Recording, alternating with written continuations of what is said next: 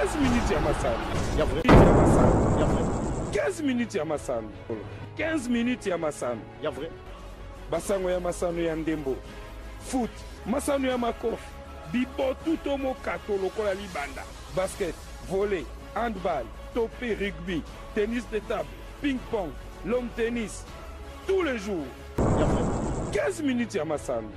Ligue nationale ya football de jeunes topé les 9 jina mukuse elenge la kasima kela si topé na ba vacances ya minene championnat ya école de foot pe ya ba académie awa onga mokondi Kinshasa na baye oyo ba mi komisaka nde 15 minutes ya masano ekolanda bongo ba académie e mi komisaki na tina ya championnat ya ba académie pe ya ba école ya football lelo tozali bongo na terrain ya Vélodrome na commune ya Kitambo bipa yo plutôt kolanda bongo bolenge la mi ya académie top école de foot lokolo moto ekamba baka bongo na mwana mboka coach Ambu. 15 minutes ya masano. Ya vrai. Jamais ezala, jamais salama na TV moko awa na leo.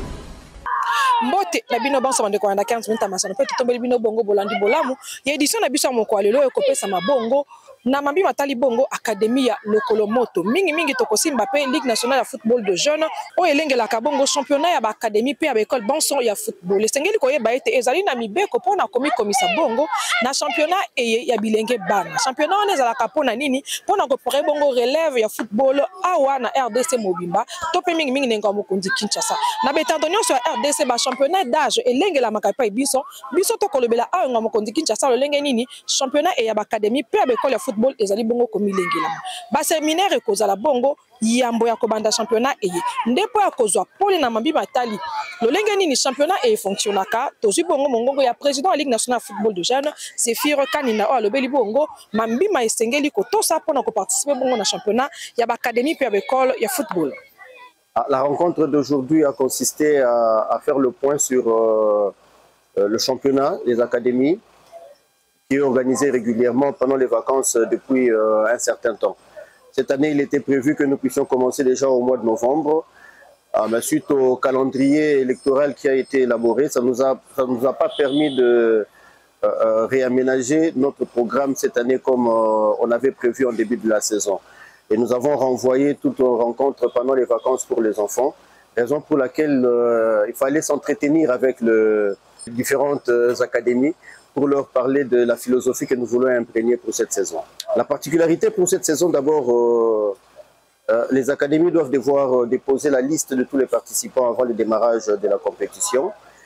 Tous les enfants qui vont participer à la compétition doivent être scolarisés.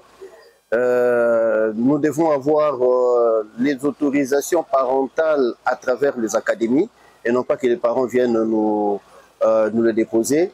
Les listes doivent être signées par le directeur des académies et les secrétaires de ces académies. Ainsi, nous aurons aussi des séminaires qui seront organisés dans le but de mettre à niveau les aspects techniques de certains encadreurs de ces enfants et surtout ceux qui s'occupent de la protection de l'enfance seront désormais gérés par un séminaire qui sera organisé en marge de la compétition. 15 minutes ya masano. Ya vrai. Jamais ezala, jamais salama na TV moko awa na leo. Mbula moleki bazalaki mingi te kasi mbula eye baye bongo bayike pona komisa bongo na championnat U15 pe U20 oyo elengela mbongo na Ligue nationale de football de jeunes oyo kamama na mwana mboka Zéphir Kanina sika to kopesa bino bongo bakombo ya ba académie pe école de foot oyo emi komisi bongo pona édition eye. Leader Sport Academy, Ofranel Academy, Salvador Football Academy, Ariel Sport Academy, Showcase Academy, Black Star Academy, Académie sportive Jogo School, AF Private, Ultra Football Academy, FC Benfica Kino, Centre Sportif Musée Katalai, Football École Chamala, Athletic Academy, Académie Giselle, Forever Football Academy, Topé FF Academy Lolenge Bengamaka, Koma Jogo Academy Football, AC Ujana, FC Léopard O, Ajax Sport Congo, Centre de formation Lokolomoto Payop Toingeli Mokola Lelo, PC Fort Belle, Bazali Bongo, tout comme balé bami komisi bongo pour le championnat U15 et bongo pour le championnat U20 Bazali Bongo Zomi na Minei. Ndakisa Liboso, Leader Sport Academy, Ofranel Academy, Sabador Football Academy, Académie sportive Jogo School, Académie de foot Ange Vert, Ultra Football Academy, Centre sportif Musée Katalai, Athletics Academy, Forever Academy, Top FF Academy, Koma Jogo Academy Football, AC Ujana, Centre de formation Lokolo Moto, P, c'est Forbel, Ezali Bongo, Académie, et mi commissi Nambi Matali Bongo, championnat, il y a Académie, P, à l'école de football, il y a Mboula, et 15 minutes ya masala. Ya vrai. Jamais ezala, jamais salama na TV moko awa na Léo. Tina boye ya biso awa na terrain ya Vélodrome lolenge bozali komona bande ko banda 15 minutes masano ezali bongo pona kolanda bolenge lami ya championnat na ngambo ya lokolo moto bazali komilenge ya lolenge nini nde na nzela ya bilili oyo koza bongo mwana mboka sinimba mtokotali sabino lolenge nini ba kolengela pe tokotali sabino ba catégorie banson et ezali bongo awa na lokolo moto bazali bongo na U13 U15 U17 pe U20 sangeli koyeba ete na championnat eye ba catégorie babale ena ba ko participer bongo na championnat ba académie pe ya école ya football na U15 bazali na U20 pe bazali peut-être au championnat U17 koya bako ingela bongo pote bazali bongo na souci ya kotombola football a ka mokonzi Kinshasa pona nini pete neta no mobimba ya RDC nde na nzela ya bito ko pesa bino bongo bolengela mi ya championnat na ngambo ya lokolo moto na commune ya Kitambo 15 minutes ya masala. Ya vrai. Jamais ezala, jamais salama na TV moko awa na Léo. Bana e baza na kati ya Académie ya lokolo moto bakamba makabongo na coach Jocelyn yenda azali bongo kokamba bango pe kozala bongo pona yembala ya yambo ko participer bongo na championnat ya ba académie pe ya bekolo ya football alobi ete ya azali komilenga na lolenge elongo bani pe secret na ye ezali travail malamu pona kobimisa bana lolenge nini ba lokolo moto ebimisa utakala alobi kozala expérience ya malamu pona ye na mami matali bongo championnat e nde mongongo ayepesa meli bino bongo na bilili e.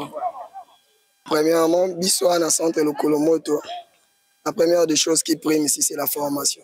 Je pense que Lokolo Moto vient de totaliser 16 ans depuis 2009 jusqu'à aujourd'hui. Lokolo Moto a eu des joueurs comme Isaac Chibango, comme des Sem Mbali, comme des Moke. Donc c'est la continuité. Donc, nous sommes appelés à faire progresser et puis à accompagner le jeune joueur afin qu'il puisse évoluer peut-être si Dieu le vient à l'extérieur ou quelque chose déjà. Centre Lokolo Moto, on a comme tuteur coach Ambou Ambele et puis coach Zanga Meshak ainsi que moi coach Jospan Zoku, coach Var aussi, coach Chris et puis coach Anthony. Centre Lokolo Moto dispose de matériel comme ballon, coupelle, chasuble, crône. Et puis on s'entraîne ici au stade Vélodrome depuis 16 ans, depuis le début des centres jusqu'à maintenant. On s'entraîne ici. Centre Lokolo Moto est un centre de formation qui peut-être tout le monde connaît déjà par rapport à la capacité de faire sortir les joueurs comme Isaac Chibang ainsi que Sembali. On a aussi des jeunes talentueux qui ont fait partie de l'équipe nationale comme Blaise qui était ici et puis comme Tsosa qui est à l'extérieur là-bas. Nous on aime travailler. Hein. Donc c'est le travail qui prime. Donc on se sacrifie parce que la première des choses c'est l'encadrement de la jeunesse et puis la deuxième des choses c'est la formation. Donc nous sommes là presque tout le temps plein pour accompagner ces jeunes joueurs. Je pense que cette vision-là est donnée depuis notre hiérarchie qui commence par le coach Ambou Ambele qui coule jusqu'à nous. Je pense que la première des choses, on se sacrifie. On se sacrifie vraiment pour l'encadrement de cette jeunesse. Et puis pour la participation de la formation intégrale de d'autres centres de formation Lokolo Moto. C'est un peu ça. Et ça fait déjà 16 ans depuis que centre Lokolo Moto est Botama. Balobi ete bango ba milenge laka. Pe basala kamakam na bango nyonso kaka awa na terrain ya Vélodrome ya Kitambo.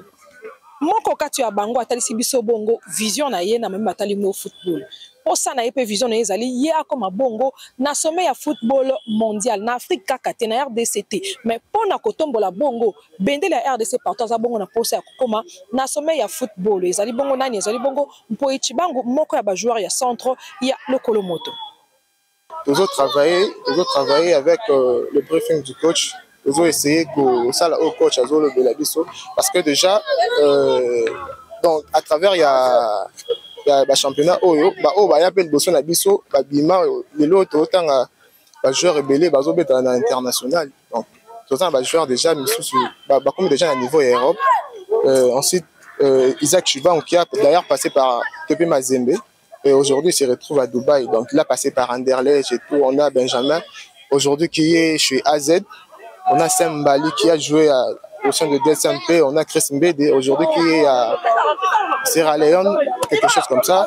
On a Alistair Ambele, qui évolue en Linafoot, en Mandela. Il y a plein d'autres joueurs qui sont en train de jouer les hauts niveaux du foot. Mais c'est pourquoi, de notre côté aussi, on travaille dur, on se prépare parce que déjà les championnats, il y aura de visibilité. Donc on ne lâche pas, on est là, on essaye de travailler pour mieux faire. 15 minutes ya masala. Ya vrai. Jamais ezala, jamais salama na TV moko awa na Léo.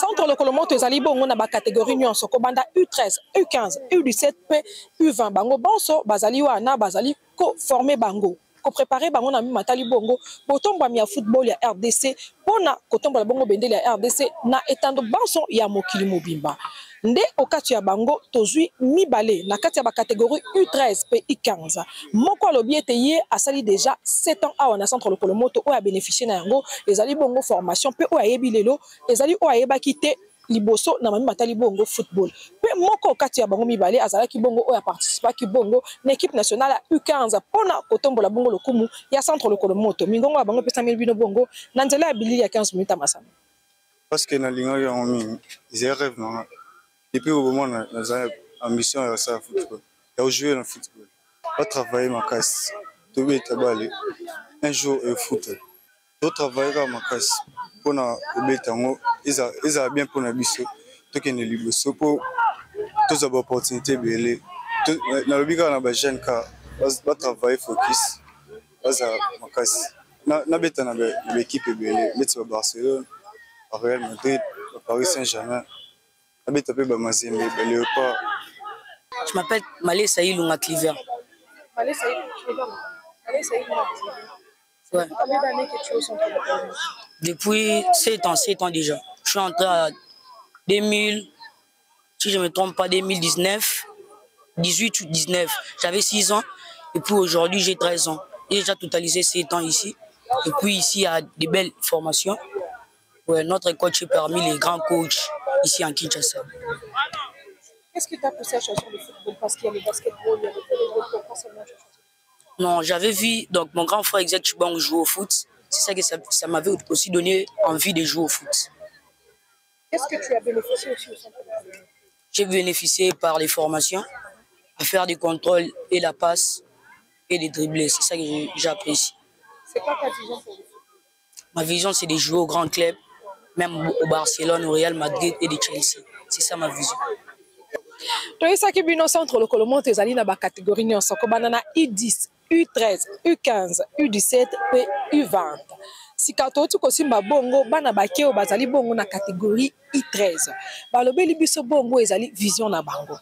Balobeli biso bambula bonyo bango basali awa na le Kolomoto pe nini oyo bango ba bénéficier nango na kati ya le Kolomoto. Kasi na minoko na bango nyonso secret na bango ezali travail. Na minoko na bango nyonso bazali kotonda botondi mokambi pe fondateur ya centre le Kolomoto na kombo ya coach Ambu Ambeli. Nde na nzela ya bili ya 15 minutes amaso te pesi bino bongo ba joueur I13 ya le Kolomoto o ba pesi biso bongo sayo motema pe mai na miso na vision na bango na matali bongo lisano ya ndembo. Bah avantage ebele na centre Kolomoto parce que ils ont une formation non est bien et encadré bien et discipline ezali premièrement balakisa biso ka nini le Nzambe liboso après classe après les troisièmement les tuyaux de football et formation ça a ni la pesa coach yango merci pour la formation classe donc classe qui tout ça un moment d'examen donc bah comment on a sur l'entraînement pour l'entraînement bah comment coach c'est lui qui tout ça la bino d'examen donc ceci les tout sur la balle.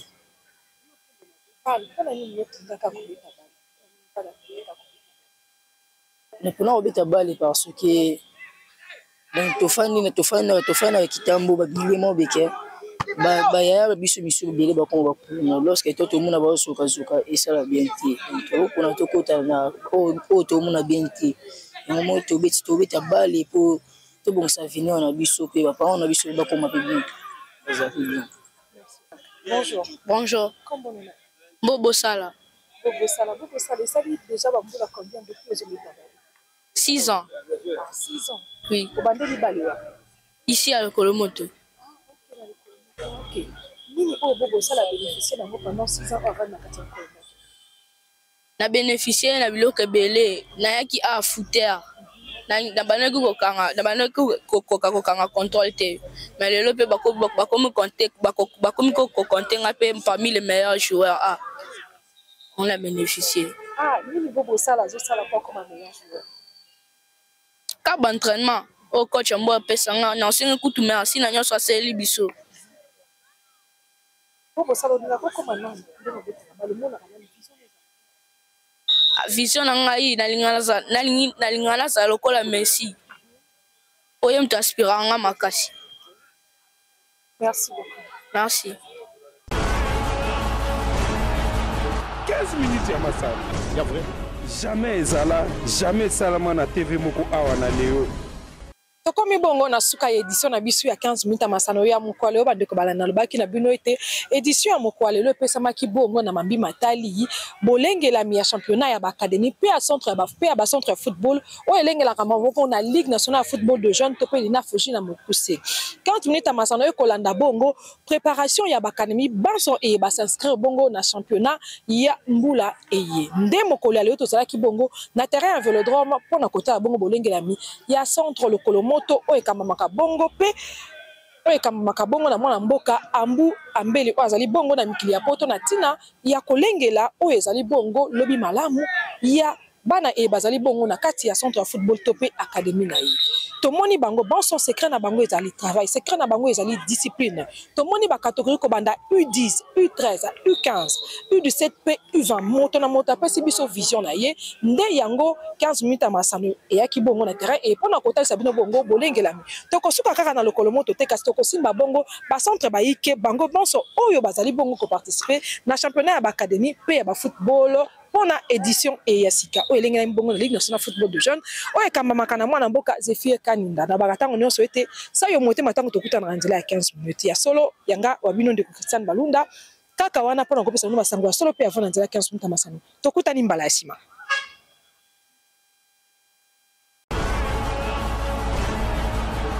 Minutes ya masano. Ya vrai. Ya masano. Ya vrai. 15 minutes ya masano. 15 minutes ya masano. Ya vrai. Basango ya masano ya ndembo. Foot. Masano ya makofi. Bibo tuto mokato lokola libanda. Basket. Volley. Handball. Topé rugby. Tennis de table. Ping-pong. Long tennis. Tous les jours. Ya vrai. 15 minutes ya masano.